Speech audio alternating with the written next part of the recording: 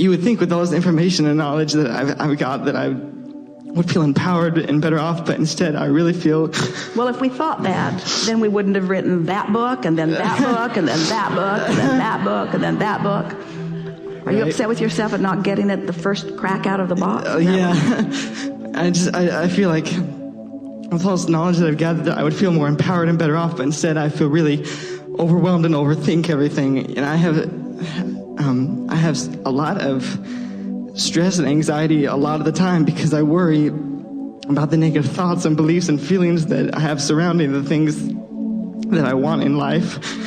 And I worry that because of this, it's keeping me from getting them. I know that, and I have so many dreams and things that I want to experience and have, but I feel really frozen with fear of them not coming true. And I feel like if I don't believe 100% and know that they'll come true and feel good all the time when I think about them, that there's no point in trying or going for anything because of my negative thoughts and beliefs are keeping me from getting it. And it's frustrating because I try really hard. I try really hard to feel good and think positive and feel like there's always that voice inside of me that's determined to keep me from being happy, that voice that's constantly comparing me to other people and doubting and worrying and criticizing and overthinking everything that I do and think. And I want so bad to just relax. It's interesting. Did you hear us earlier today? We were talking about how the orbs, and we were talking about how we pick you from the crowd, and that a strong desire causes a very powerful spiking. That's how we saw you. In fact, somebody else tried to get in your chair, and we said, "No, not you."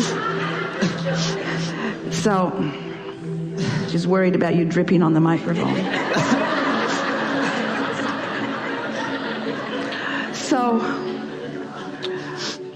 as we saw you, the energy of your desire, even though you are a bit as you've described, in that you are worrying about things, so there is a strong tug of war, which is evidenced by the way you're feeling and even about the way that you were reading there.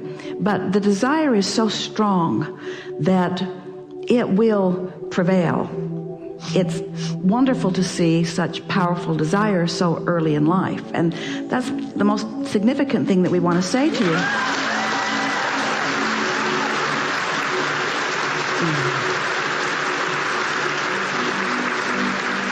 Is that you hit the ground running coming in. In other words, you came with powerful desire. Now, as you listen to us for a little while through the books or the recordings or even in this gathering today, you're going to remember or reawaken to something that you already know, that when you've got strong desire and you're not going along with it, that desire is really uncomfortable.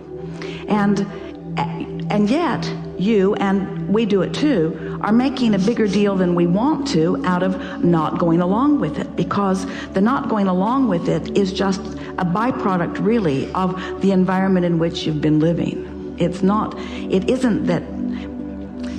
Someone said to us they were concerned about their teenager and really wanted to protect their child from experiences that they had found to be unpleasant when they were young, and wanted us to help them find a way to guide the child so that they didn't have to feel any of this angst and stuff that you're feeling.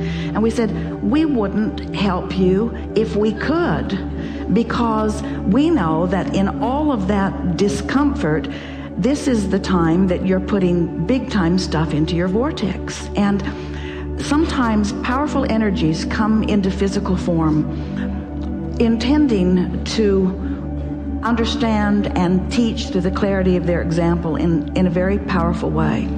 And when that happens at early ages, they scrutinize life in a more detailed way than most anybody does, finding more problems and therefore putting more solutions, finding more questions and therefore putting more answers.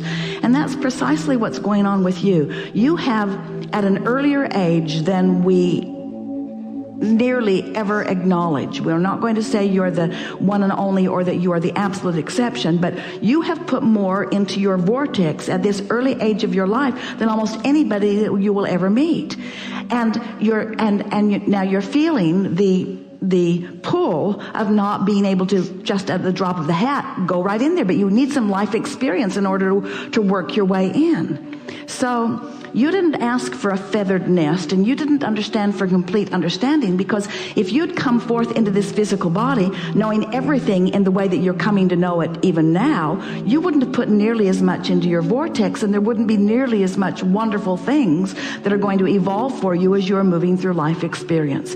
So everything that you're feeling here, we could boil it down to just a handful of statements that go like this. I wanted in a very powerful way, exposed myself to enough contrast that, and in the process of that, I have come upon an inordinate amount of self-doubt.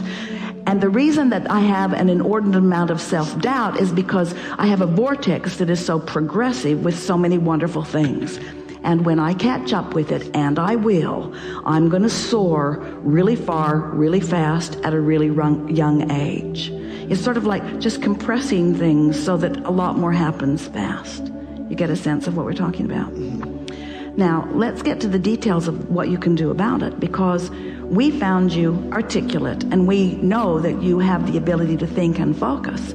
But we also know that you're like almost everybody else that you'll ever meet, where you let what is train your vibration. And what's happening, do you know this planet on which you are living? It is so screwy these days. There are so many people focused upon so many things that just are not as you know it to be. So we're going to tell you why you're feeling such intensity. And you're going to like this, so just relax and hear this. It's not about you since you got here. It's about you before you got here. So it'll help you understand some things. So everyone's running around exploring life, knowing what they don't want, knowing what they do want. And they're creating these vortices that we've been talking about. So you have a vortex, and you have one, and you have one, you all have one. But there's also this collective consciousness. There's this vortex that is the vortex that is culminating as a result of all that's been lived. Now, that vortex is what humans will experience as future experience, but it's the now reality of what is source, or of what man wants to call God or non-physical. It's this culmination of desire. It's the eternal energy that supports everything that's coming. And it's from this pool of energy that new energies are being born. So it's all that knowledge that has culminated, and all that goodness, the best of everything that has culminated, that is the energy from which you came. So you came as a powerful teacher with all of that energy into an environment that is bickering about just about everything. Nobody likes anybody very much anywhere anymore, it seems like. So it's no wonder it's a little hard to take, because you come from all of this knowing of all of this well-being. So it's a bit of a rocky ride, but here you are, so early in your experience, with a vortex well enough formulated for an 80 or 90 or 120-year-old, and still in the process of trying to define what's going on.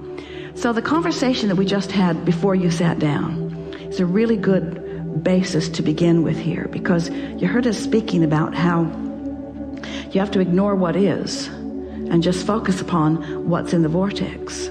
And you were trying to describe some of what you think is in there. Who do you think you are? What is it that you want?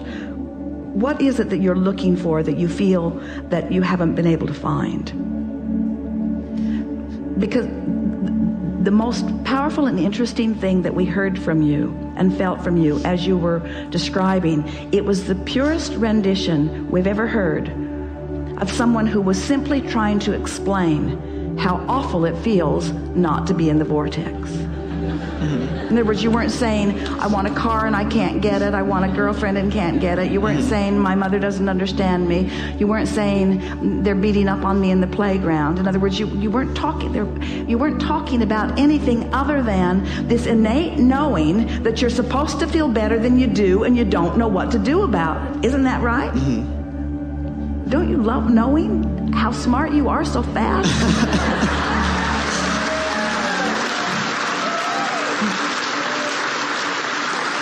Because these old guys, because almost everyone else, in other words, by the time we meet most people, they've settled in to wanting something other than alignment. And so we have to start way. We just have to deconstruct everything that they've ever thought about everything to get them to understand. And you heard us just say the last thing just now to this mother. Why do you want to get into the vortex? Do you want to get into the vortex in order to fix a relationship or to get something that you don't have, or do you want to get into the vortex because that's who you are and that's where you belong? And that's what you came here to say. In other words, I want to be in the vortex because I know I'm supposed to feel good.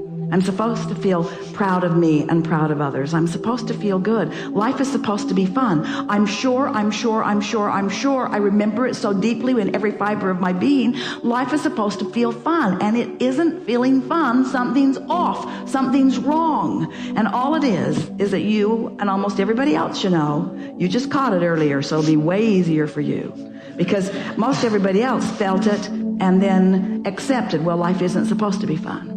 And that is the saddest story of all. Because when they accept that it isn't supposed to be fun and they acquiesce to the way that it is, they deprive themselves of the fullness of that which you are determined not to deprive yourself of.